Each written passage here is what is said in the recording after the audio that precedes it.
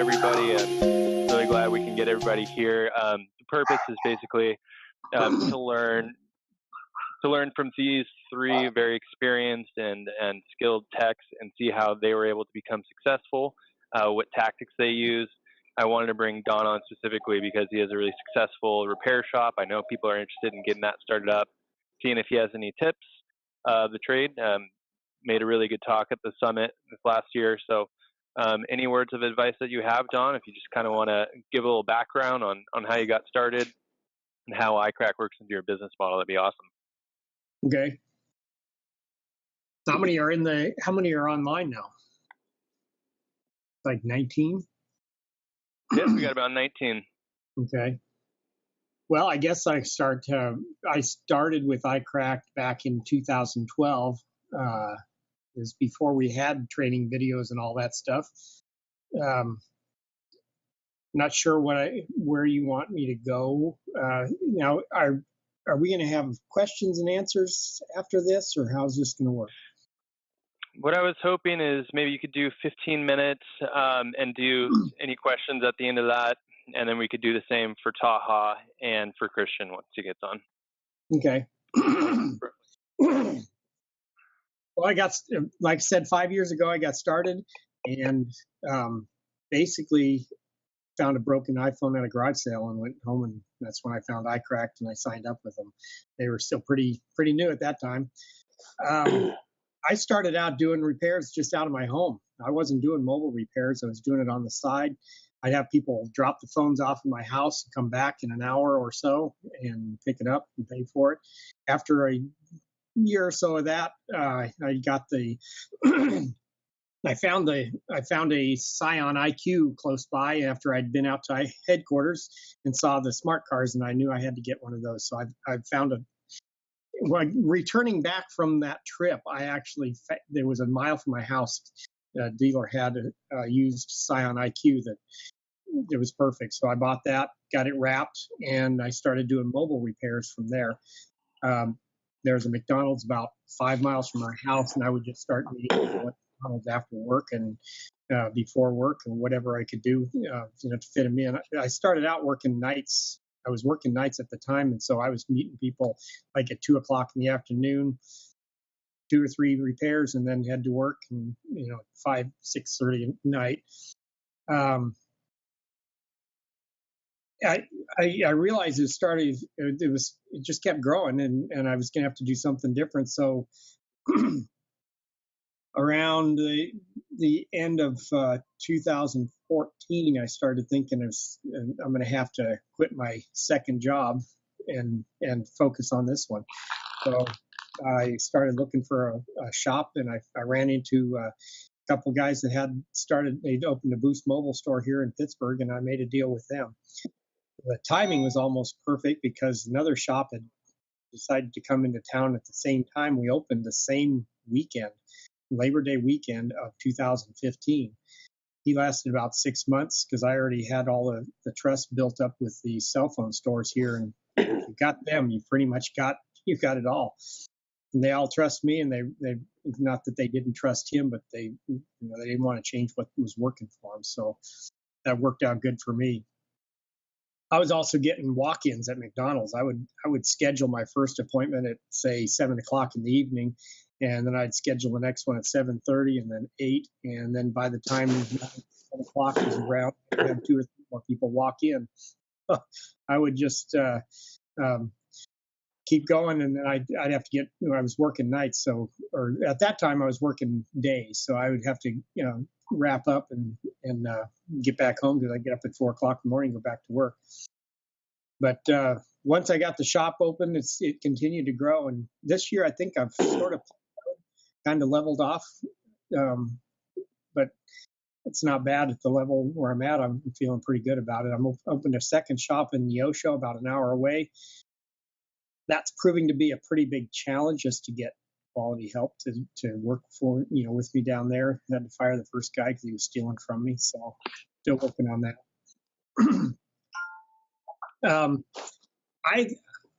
I like the way I've got my shop set up. I don't know if you can see behind me. It's about 8 feet back here, and it's about what is this across? Oh, no, it's 15 feet back here. It's about 8 feet across. That's my workspace. It's cubicles that the Boost Mobile guys had bought from a company that had gone out of business. So I set up a setup here. You can see I've got an island right here in the middle.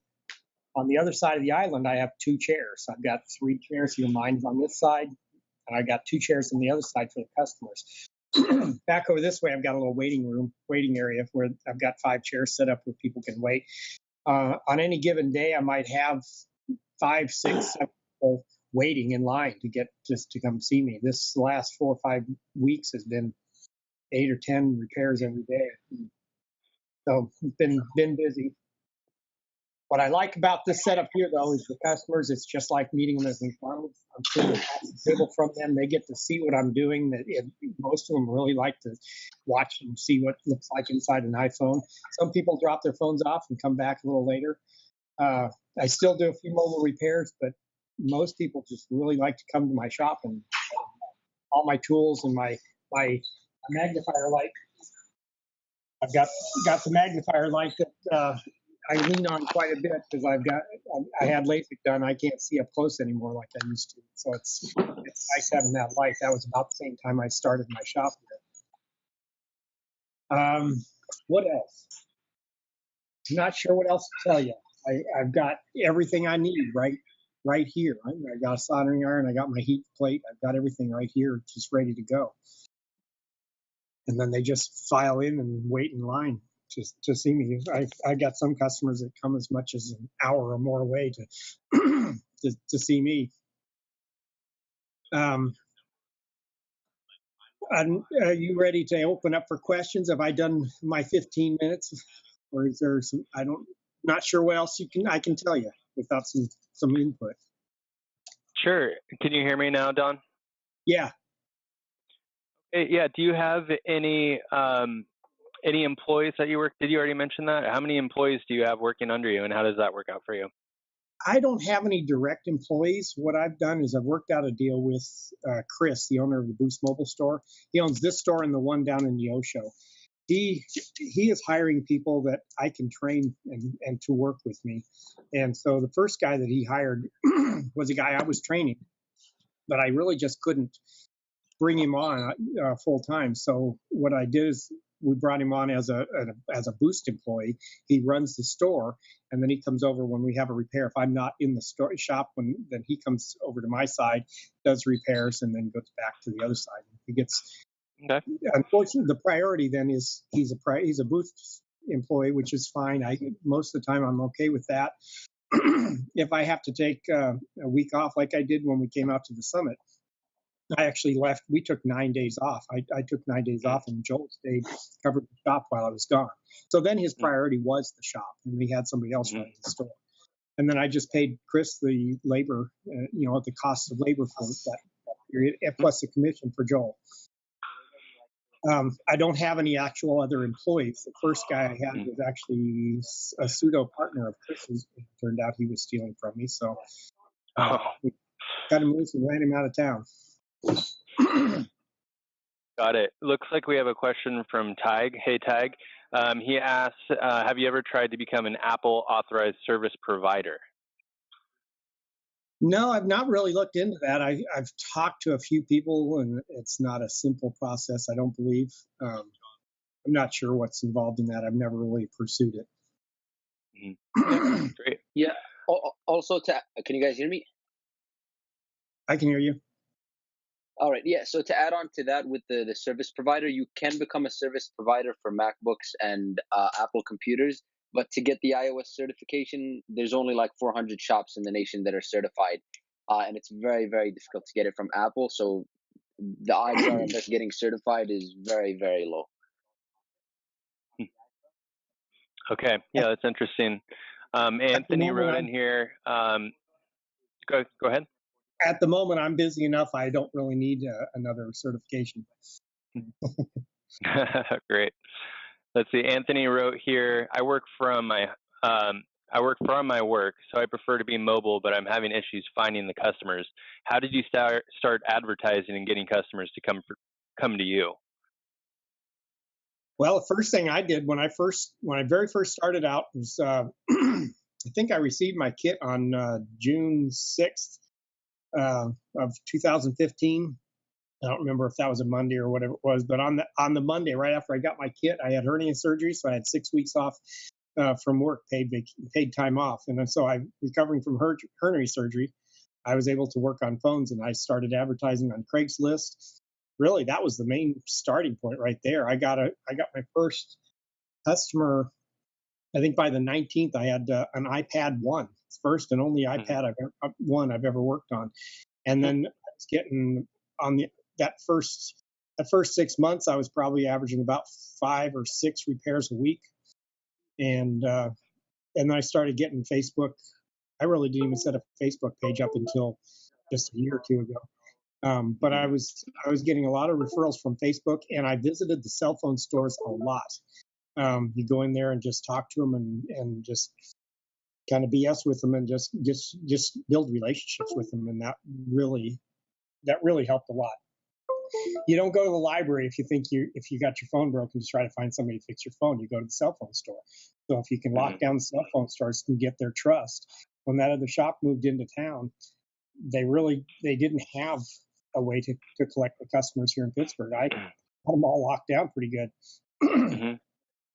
Awesome. Just to add on to that, guys, if you show up with like donuts and coffee to like your service, like your network carriers, like the stores, like once a month or so, they'll love you and pass out your business cards for you all the time. Nice. I've done that a few times, about 5 or 6 times in the last 5 years. Great. Tony has a question of how you handle marketing materials, since most iCracked material target on-the-road repairs. So I guess he's referring to, specifically to your store.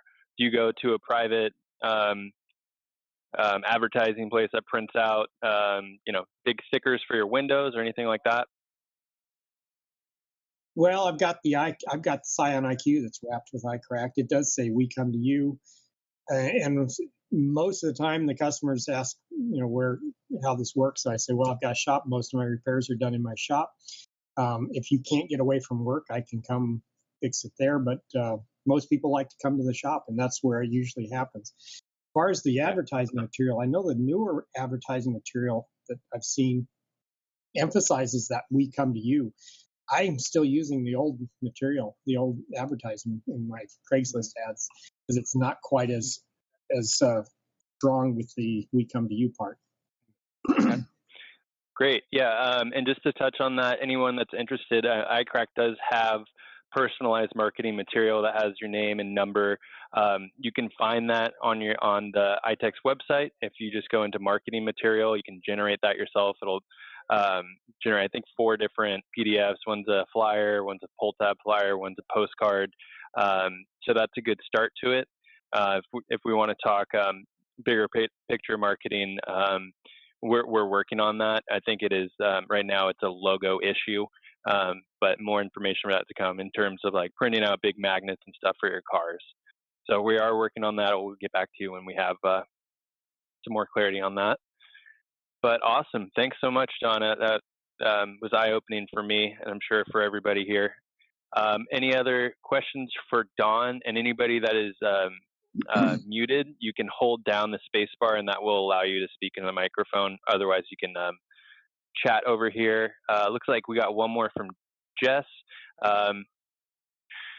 Jess says, what are the best practices for getting started? Hardware, customer ethics, handling potential fraud, and marketing. Kind of a big question there, but maybe in terms of in the store there, any must-have hardware, maybe your lights or anything like that?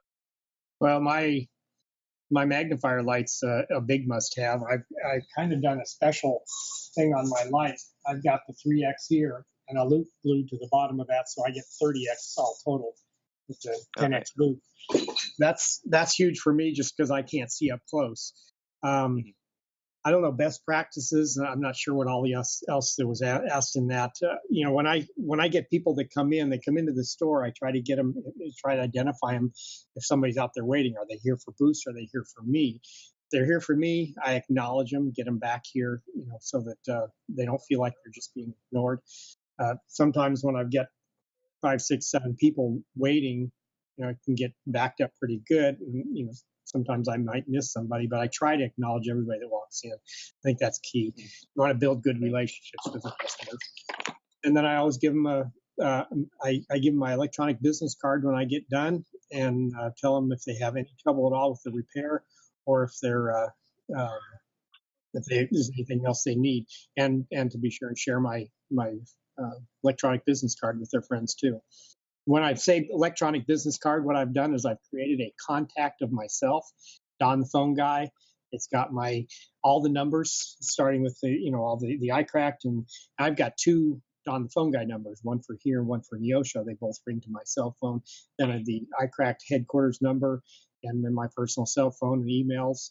The iCracked and my Don the phone guy, which is phoneguyDon@gmail.com, and then the website, the direct dispatch link, my addresses of my stores, all that is all in my one contact. So I just share that with my customers and say, I've actually got 3 big boxes of business cards up there. I bought probably 3 years ago. It was 5,000 business cards I bought. It was like $100. I bought them. It's got the old logo on it still, but I've still got 4,500 of those cards left. When I do stuff like parades or shows and stuff where I give out those cards, but I don't as a habit, I don't give out those cards to the customers here. I give out my electronic business card. Nice.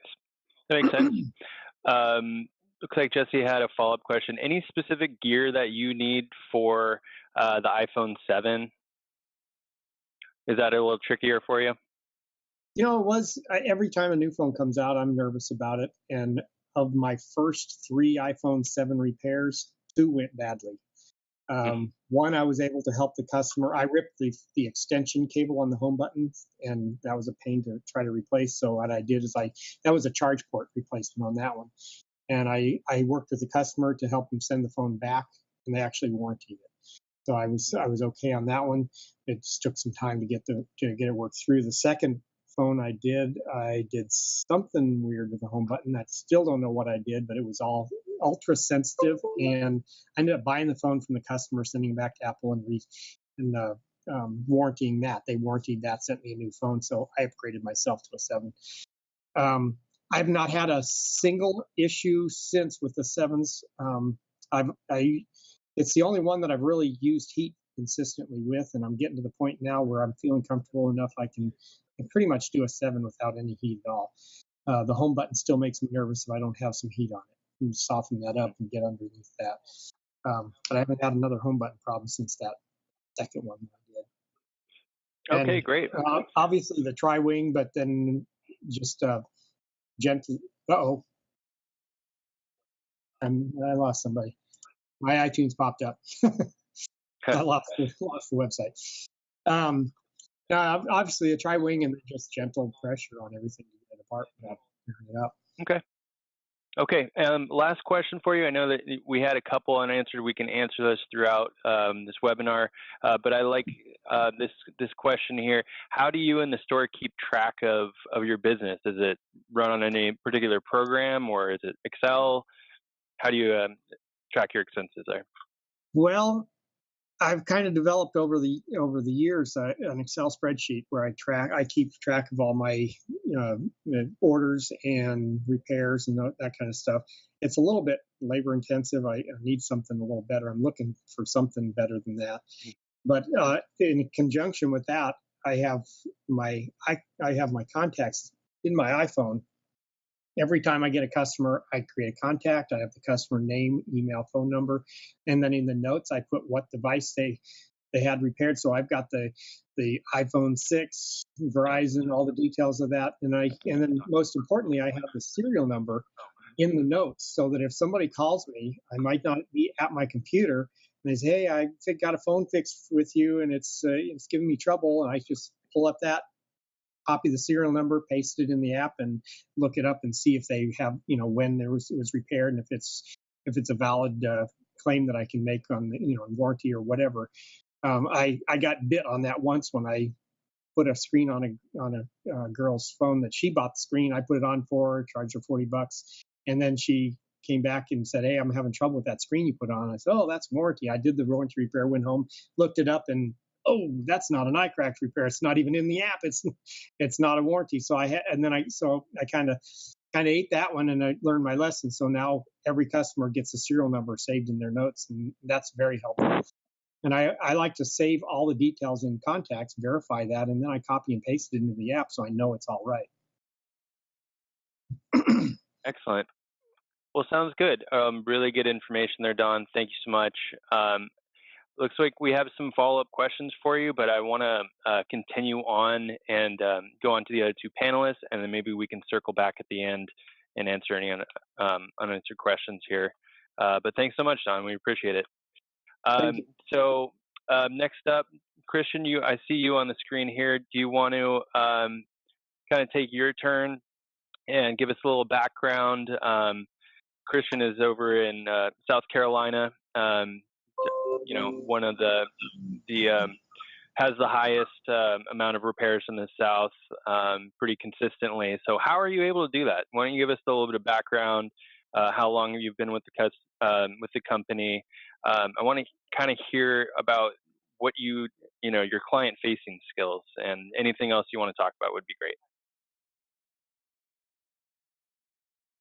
Oh, we got you on mute there, Christian. How about there that? Can you hear me now? All right, yep. Yeah. So yeah, I've been with iCracked for just over 5 years now. I guess 5.5 years. All started, just like everybody else's sob story.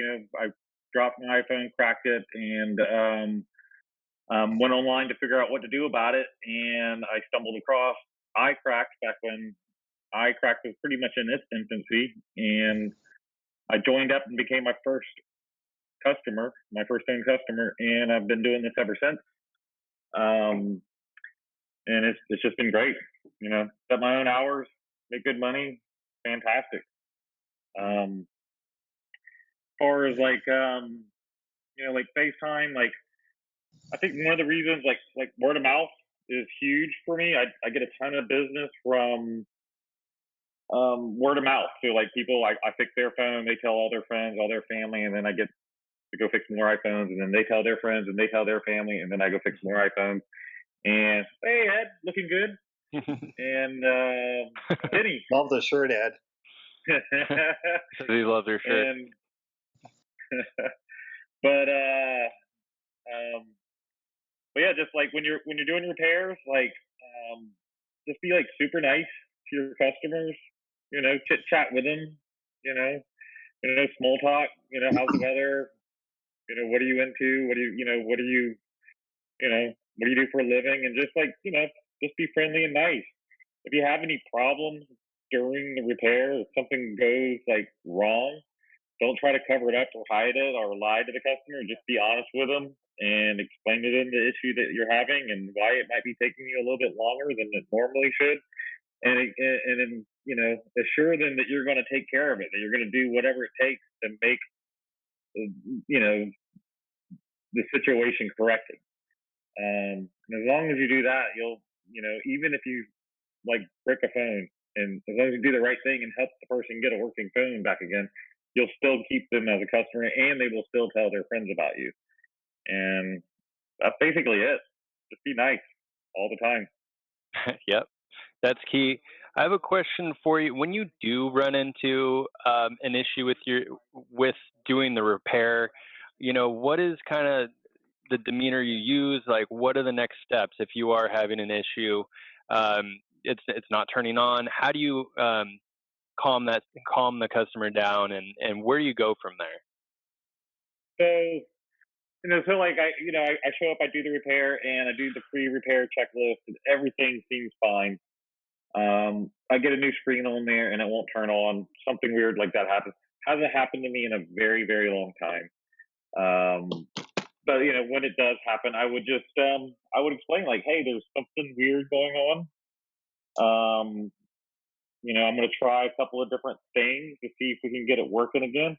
9 times out of 10, it's usually just like a defective part. Sometimes it's just the like for example, the front-facing camera can sometimes cause the screen not to work for some weird reason. So you just start, taking loose ribbon cables, and you diagnose through the problem. You basically try to figure out what's going on through the process of elimination, and you get it fixed. If you can't fix it, if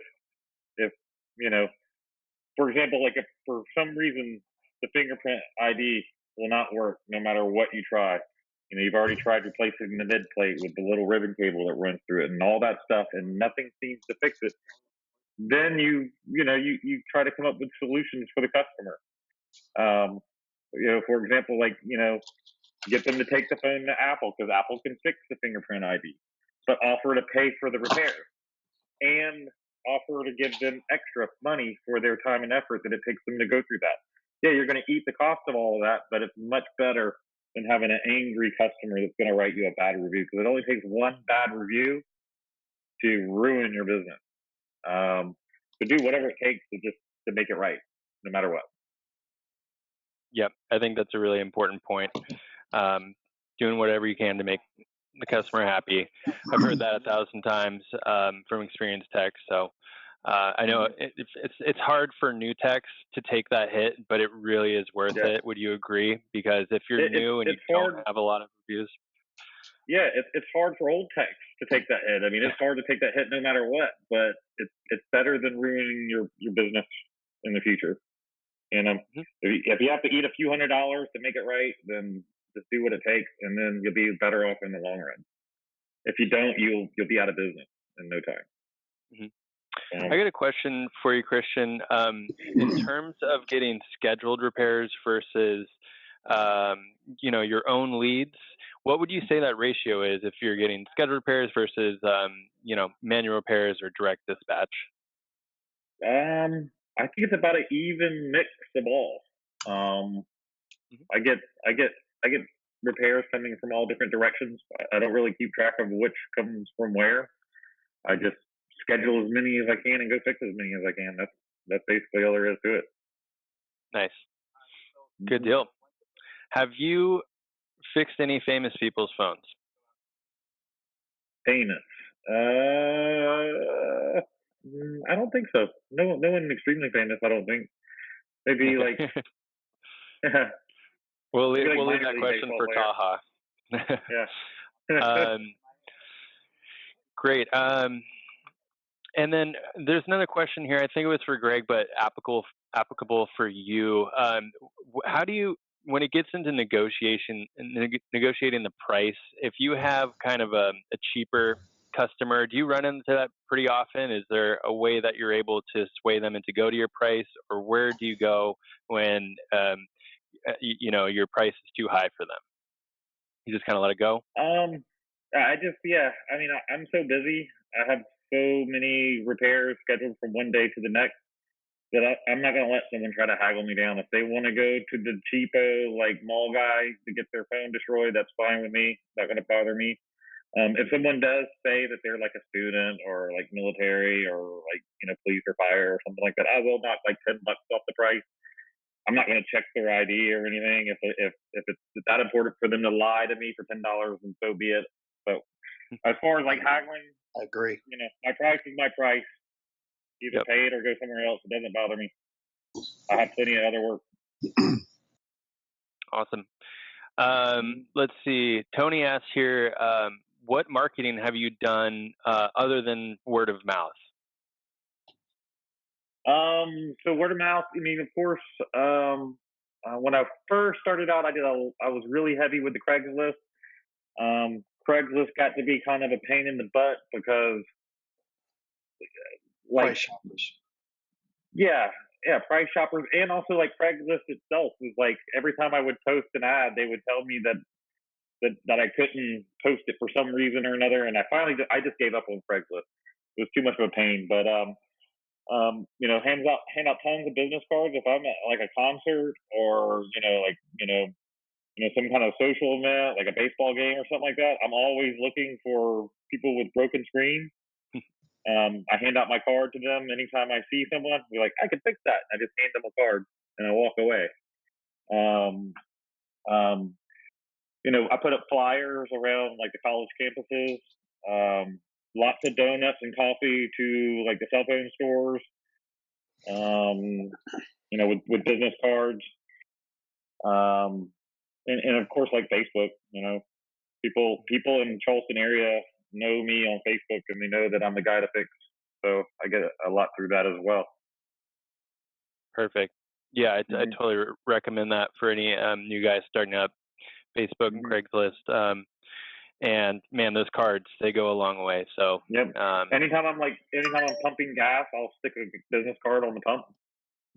So the next person that pulls up to get gas will see my card sticking out. That's kind of one of my fun little things I like to do. So. Great. And let's see. Jess asks here if there's any type of mobile insurance to help mitigate any losses in regards to breaking any phones, or do you just kind of have to take the hit and just keep swinging? Yeah, if there is an insurance, I don't know about it.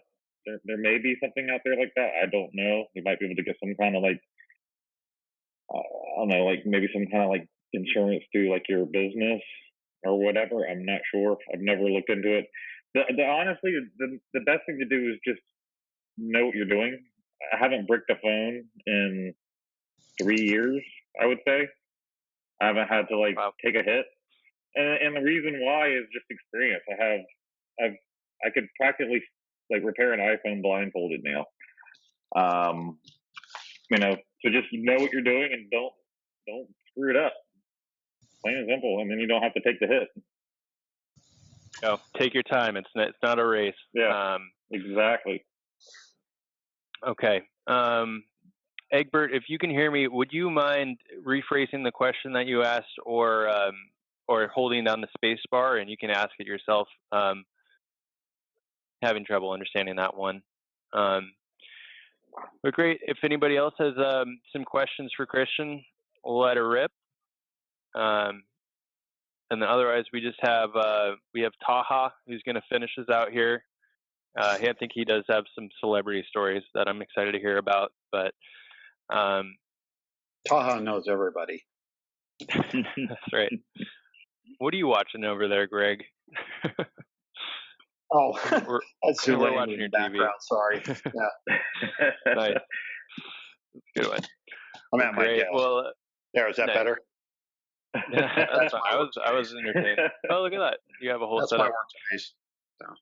Oh, great. Yeah, Greg, if you want to jump in here, Greg was at the summit this last year too. Really experienced tech out of Colorado. So you, just in terms of your setup there, Greg, just specifically that, just do you want to talk about your inventory, how you keep that organized? Well, yeah. If I keep it pretty simple, I only work part-time, so I work about 3 days a week. Sometimes I'll pick something up in the evening after my regular job. But I keep everything in 2 suitcases. You'll have to forgive me. I just had shoulder surgery. That's why my arm's missing here.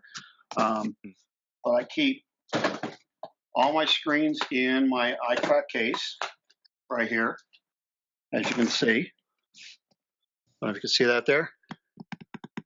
So that's all my screens, including those new big-ass boxes that nobody likes. And then this is my toolbox here. If you can see here, I keep everything in there. So I don't know if you can see that or not. Yep, you can see it. So I keep everything in there. And, I just bring in the toolbox with me. And then any screens I'm going to take with me, I just bring in there. And that's pretty much my whole setup. And then my iPads I do on my desk here, which is a mess right now because of the surgery. But the only thing I could suggest to anybody that's starting out, especially us older guys, these things right here are great. These have saved my eyesight. Very first iPhone I did was without these, and I think I was cross-eyed for about a week. And you can just get them like microcenter.com. Local computer repair shops got them.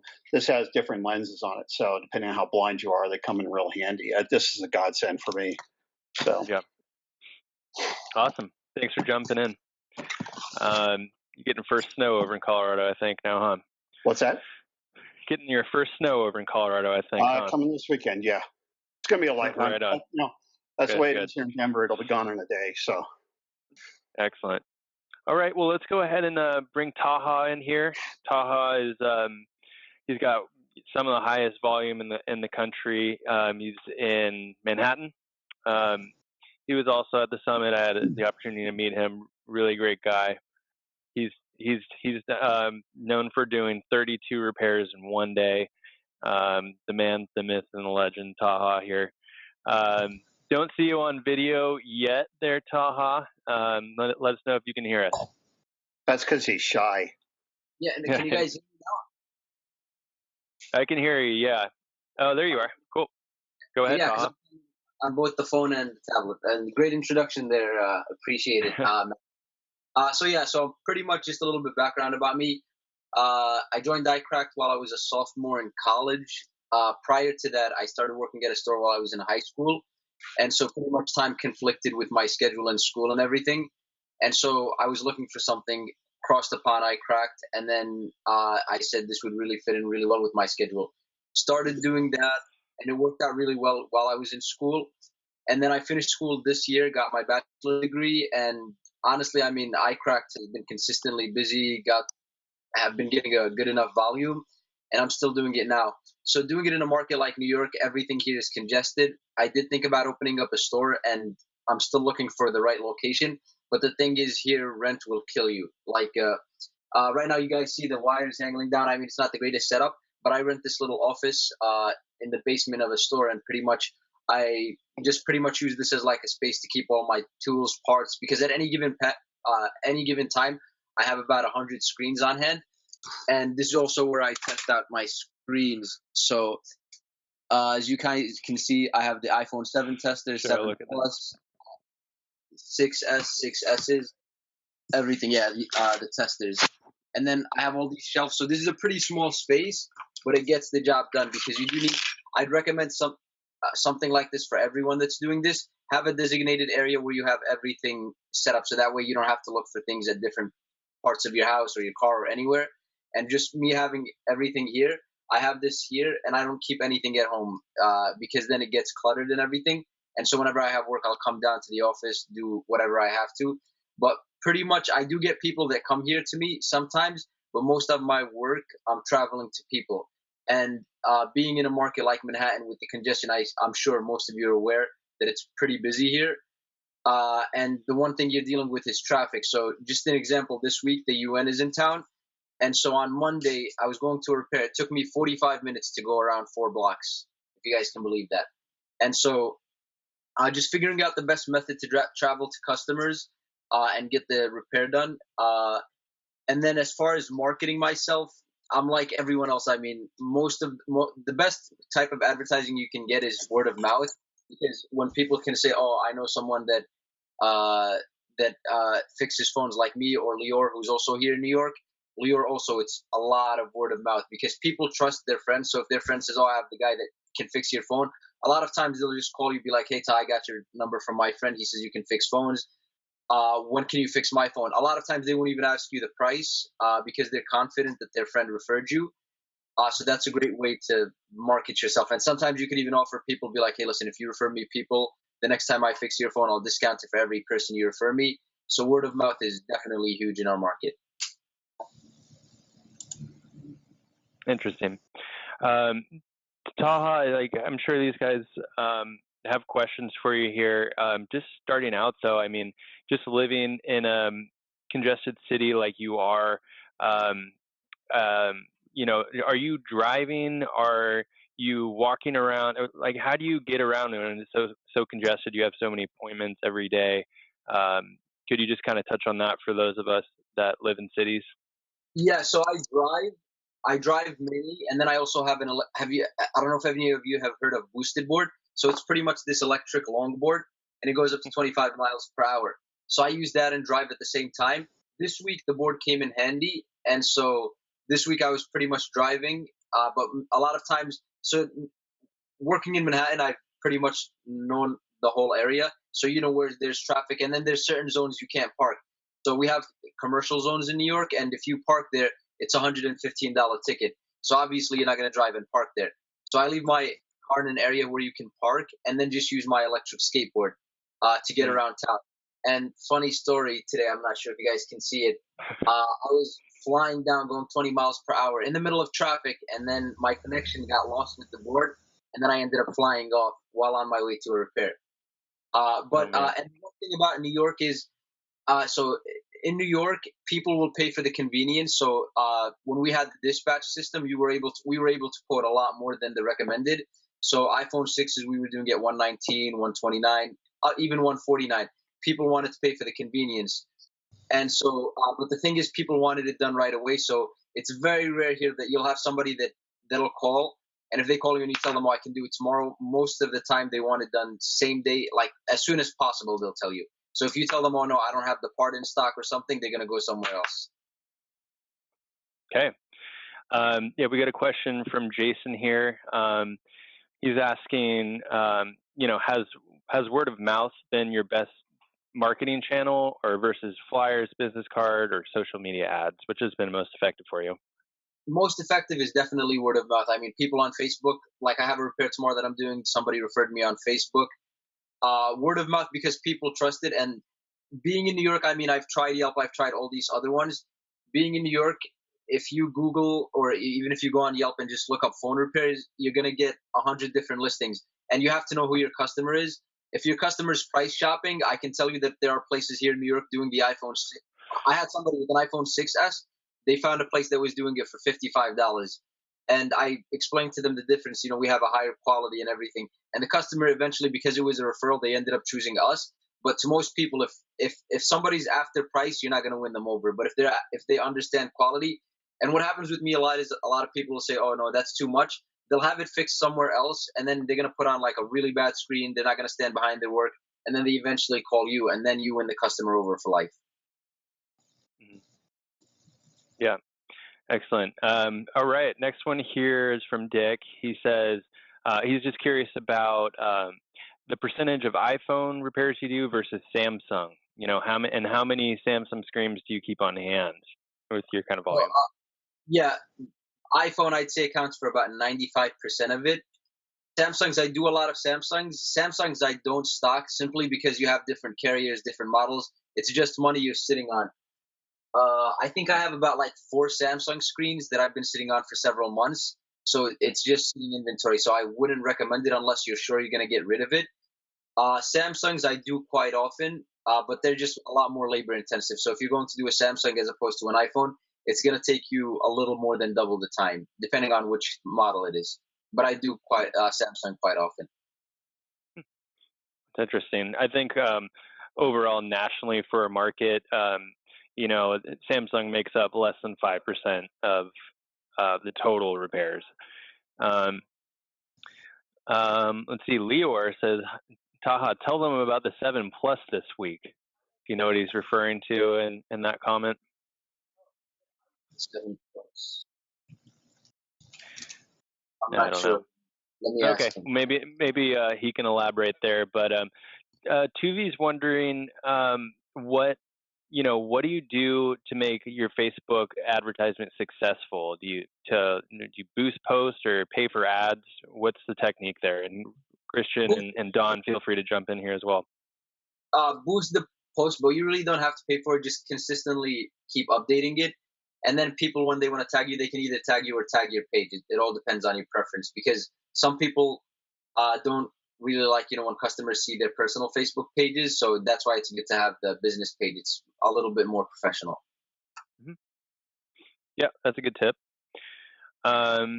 Great. I personally I just use like my personal Facebook page. I kind of feel like when I get done with finish repairing a customer's phone, we're kind of, somewhat friends. We've chit-chatted up. We've talked about work and kids and the weather and everything else. They usually find me on Facebook, and, when like someone that they know is looking for someone to fix their phone, they tag me, and I just, reach out to them when I see myself on there.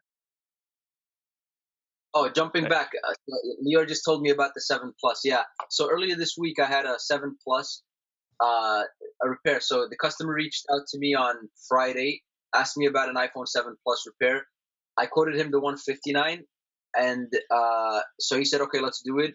So I go on Monday to fix it, and there's a lot of services, not just iCracked. We have Pulse here. There's a lot of services that'll travel to you to do the repair. And so while I was there, he actually had another company come. Not him, his coworker found a company that was doing the 7 Plus for 120. So the company came. They were coincidentally they were there at the same time while I was there. And so I fixed his phone, and then he prints out the paper, shows me like they're gonna do it for 119. I said that's, and he said if they do both phones, they're gonna do them each at 100 for the 7 Plus. So I told him his name was Ed. So I said, Ed, I want you to do me a favor. I said he said, I mean, you're gonna install it anyway because you're there. So I installed the screen, and I said, Ed, after that technician is finished with the repair, I want you to tell me why the price is different. I didn't say that our quality was. I just handed him his phone. I hand him the phone, then I go on to my next repair, and then I'm grabbing a bite. He texts me, he's like, thank you very much. I see what you were talking about. He compared our screen and the other place's screen. He said it was definitely not worth saving $40 because they used a very low quality screens, and that's the only way. And so that in itself spoke for itself. That's interesting. So what about the quality is really different? And then is it the tint, the hue? What is it that customers don't like about a cheap screen? Yeah, I mean, so even with our 7 Plus and 7 screens, when I reviewed them, and I think the review my review, it's not as fine, it's not as vibrant. The colors, it's the backlight, and it's in the manufacturing process in China. An original screen is going to give you that really nice color. It's going to be very bright. Aftermarket screens right now, and I mean, I've been speaking to a lot of people in the industry that are doing this. It's very hard to mimic the Apple screen. So if you compare an original Apple screen, or even ours are high quality, made to the same standards, and that's why they're more expensive. It's a much brighter screen. So if you compare that to a $40 screen you get on eBay, you're going to be able to see the color differences. So if you pull up, let's say Apple's Instagram, and you compare pictures, you're going to see that it's going to look more vibrant. The colors are going to look better. On an aftermarket screen, it looks duller. And as one customer explained, with an aftermarket screen, it looked muted. The color doesn't look as fine. Okay, good explanation. Thank you. So keep the questions coming, guys, if you have them. Don, I don't know if you want to jump in there, if you had a point for how you did Facebook. But after any other questions, definitely want to ask if Taha has any fun celebrity stories. Looks like we had one there for you, Taha. Do you still do iPad repairs, or is it mainly just Samsung and iPhones? Yeah, I still do iPad repairs. I have the 2 heat plates. I have 2 jigs. So iPad repairs, I still do get a lot of them. The only thing with those is that they're a little bit more time consuming because you have to take the iPad, or even doing them on site. I mean, it's tough. And if a company wants it done on site, I'll do it. But as far as like going to a customer's home in New York, space it's very limited. So when you go to a customer's house, you don't have that much space. Or at a coffee shop, there's no way. If a customer wants it done at a coffee shop here, liability, they'll kick you out. They'll call the cops. So it's different than as opposed to other markets. I know Christian does them on site a lot, but here, if you go into a start, you could barely find a spot to sit here in Manhattan, let alone do the iPad. Awesome. Quick question. Joe actually was bringing this up, and he wanted to, have you talk a little bit about Bitly links. Does anybody use those in advertisements? And do you want to just give background on what those are? Yeah. So Bitly links, they're good in that they're short, but what I've like, if you texted someone, a lot of people associated with like spam or something. So unless the person knows who you are or what they're clicking on, a lot of people are like, oh, maybe this is a spam or a hack or something. So for me, it didn't work out too well. Okay, gotcha. Great. I mean, we have one from Lior. What is the craziest repair story that you have? And he has a sly winky face there. Lior knows because Lior is in the same market, and me and him, we talk on a daily basis. But I mean, you see it all. I've had somebody tell me to get the F out of their house. There's some X-rated stories in there. I mean, you just see it all. I mean, that's one of the greatest parts about doing this. You never know what you're going to walk into. You do get some really nice customers, and then you get some horrible customers. Like 2 weeks ago, I showed up to a repair. One thing is, I would definitely recommend, like, everyone knows their own area, but just be aware of fraudulent customers. I mean, the one downside of iCracked is that we don't, from a customer's end, it's good, but from our end, we don't take payment up front.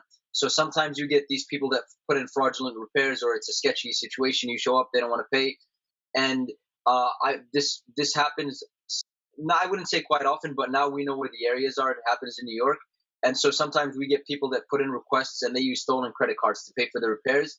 We've done a pretty good job of like narrowing down where those are, and we refuse to do them. So certain neighborhoods, I mean, us as technicians in New York, we refuse to go to, just because of, you don't know what you're walking into. Like I had 2 weeks ago, concierge, they called me because an iTech canceled the repair and they wanted me to go. And the customer had 3 phones. So I showed up, and it was like 6 guys. They were smoking weed.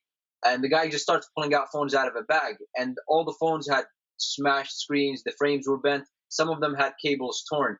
And I said, he said he was going to be paying by credit card. And then I told him, oh, there's more damage to these devices, and told him that we weren't able to repair them. So as opposed to, I told him that he'd have to just put in another request, because you don't want to fix it and then they refuse to pay. And I actually know a tech that happened to. He actually showed up to repair, and then they refused to pay him afterwards. It just gets messy. So just try your best to get to know the customer. And there have been situations where if I felt tension or I felt something was going to go wrong, I tell the customer, let's just process the payment before the repair. That way you avoid a whole situation afterwards.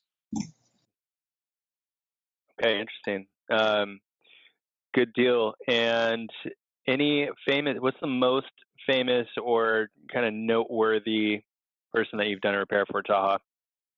A lot. I mean, just this week, the rapper French Montana, I fixed his assistant's phone, and I fixed his phone a couple of months ago. So a couple of months ago, I just got home. It was like 12:30 at night, and I'm sitting, and then a previous customer of mine, she texted me. She's like, "Hey Taha, sorry for the late text, but my friend is French Montana's assistant, and he just cracked his phone. Are you able to fix it?" I'm like, "Yeah, sure." So his assistant texts me, and she's like, "Hey, French just broke his phone. Are you able to fix it?" I'm like, "Yeah." Does the morning work? She's like, "No, we're in the studio. Can you come now?" So I'm like, "Oh shit." So I'm like, "It's French Montana." So I jump in my car, I call Lior, and I'm like, "Hey, listen, French Montana just broke his phone. You want to come with me?" We get there 1:30, and they're in the studio, just recording music 1:30 in the morning. And I get up there, really nice guy, and I've done repairs for several famous people, and it's awesome when they're like nice to. He was having a conversation with me, and then I go in, and there's like 3 bodyguards first. I got to go through 3 separate entrances, and then fix his phone. Ended up being really well. And the funny thing is, this week his assistant broke her phone, and I went to fix it, and it was at a hotel here in New York in Midtown. And this week is the United Nations has conventions in New York, so traffic and repairs. I mean, with the Enroute thing, I promise you guys, this week I was not on time to any of my repairs. And customers here in New York, they understand that. They know that. I mean, it's just beyond our control. You have traffic. Like with that hotel, it took me 45 minutes. I was 4 blocks away, but it took me 45 minutes just to get there. And you can't just leave your car on the side of the street, because parking is you'll get towed away. And so at the hotel he was staying in, there was diplomats, so they had to screen my bag, they had to check my pockets. Secret Service was there, and then police, and then you have to explain to them why you have all these tools and everything. But you do get that sometimes. I fixed the presidential candidate's phone a few months ago when the election was going on. That was another cool repair. Movie director Baz Luhrmann, and then Victoria's Secret Angels. I fixed 2 of their phones. Oof, not a bad one. You took your time on that one, didn't you? That's great. That's a lot of fun. I'm glad that you're having fun with it. It looks like we have just one more question here for you, Taha. I'm curious about this too. How do you actually process a payment first? Do you just accept their cash? Do you use like a Square? Yeah. In that situation, I would tell the customer either if they're paying cash or if they're paying with a credit card, I would do it with Square. I mean, if you're not using Square, worst case scenario, just take a picture of the phone while you do the check, and then just process it. I mean, because the last thing you want to do is install the screen onto the customer's phone, and then they're not going to be able to pay you. I mean, it's just a bad situation. You don't want to get the police involved. It's just a time waster. Like, another example is I actually a situation with involving another iTech, not to name names, but pretty much somebody called me. He's like, yeah, I need the phone fixed. It's an iPhone 6s Plus, yada yada yada. So we scheduled for the next day. I show up to do the repair. He seems like a nice guy, and I'm not suspecting. I do the repair install, and when it came time to pay, the guy says, I'm not going to pay you. And out of nowhere, his wife comes with the baby carriage. His wife, she has a baby in the carriage. And as soon as I saw that, I'm like, fuck me. I'm like, why? Excuse my language, but I'm like, why did this happen to me? So I'm like, sir, I performed the service. You know the price. You signed off on the repair. And he's like, yes, I know. But he's like, so long story short is he had his phone repaired by another iTech, and he was having issues with the screen. The iTech kept giving him the runaround. I don't have the screen. They didn't send me the screen. I'm gonna do it tomorrow. And the customer just felt frustrated, and so he scheduled the repair and everything, and then he refused to pay me. And then in that situation, I mean, I wasn't gonna grab the guy's phone back from his hand. He handed it to his wife. I didn't want to, she had a baby in the carriage, and you just have to know like how to win your fights. So I asked them for the proof they had. They showed me all the proof and everything, and I knew I was gonna get it straightened out. So then I called my RM. Joe, spoke to him about the situation, and it ended up being resolved. So I mean, just knowing the situation beforehand helps, but you will run into, I mean, it happens to everyone. You'll have when you're dealing with people, you're going to see some of the worst people and some of the best. Excellent. Thank you. Looks like we have one more from Ed, and then we'll let you guys go. Thank you so much for your time here. Ed says, a lot of techs in the industry are having issues with the 7 Plus FFC, proximity or ear speaker not working after a screen's replacement. What do you guys do to reduce the chance of issues with these? I guess they're looking for tips on the 7 and 7 Plus. Yeah, so I'll start off with the 7 and 7 Plus. I mean, that's the majority of the device that I'm doing now. A lot of people have the 7. In the beginning, when it first came out, and I'm not sure if I did the teardown live on Facebook with the New York Times. And in the video, if you see, the first screw, the tri-wing I had was horrible. And so I'm trying to unscrew it. Just having a good tri-wing definitely helps with that. And then as far as the FFC, when you're opening it, just be careful of the way you unplug it. All the issues that I've had with the FFC, it's just been a connection issue of reconnecting it. But I do carry around a torch that I do heat up that area to soften up the adhesive, and then remove it, and then go underneath it with either the plastic prying tool or the flathead screwdriver, and just getting it off. But everyone that's doing this, I mean, Don, Christian, Greg has been doing it for a while. Lior, the most important tool, most important part to have other than the screen is the front-facing camera cable. Because when it happens, you tear it, and then the proximity sensor gets stuck to the screen. It just sucks to have to go back and replace it. So I always recommend keeping 1 or 2 of each on hand, just so that way you end up saving yourself a lot of time. Awesome. That's good stuff. One final question for you, Taha, from me. Sorry, but I was just curious, how much did it cost to replace the tires on the rental? Oh, no, they didn't cost any. They didn't mention it. You got to take care of it. Awesome. Taha, Christian, Don, Greg, thank you guys so much for helping out with this. I really appreciate it. Personally, I'm sure the about 30 guys that we had attending are grateful as well. I'm going to make this recording available for anybody that missed part of it and post it to Yammer. But I want to thank all the techs that were able to join us tonight. And I'm going to try and continue to do these every few weeks. If you guys have any specific requests for topics to be covered, let me know. Happy to do that. I'm just really trying to invigorate you guys and try and make it fun here. So let me know if there's anything you guys want to have covered, and I'd be happy to help put it together. But thanks for your participation, everybody, and have a great night. Thank you. Nice. Take care. Thanks, everyone. It was fun.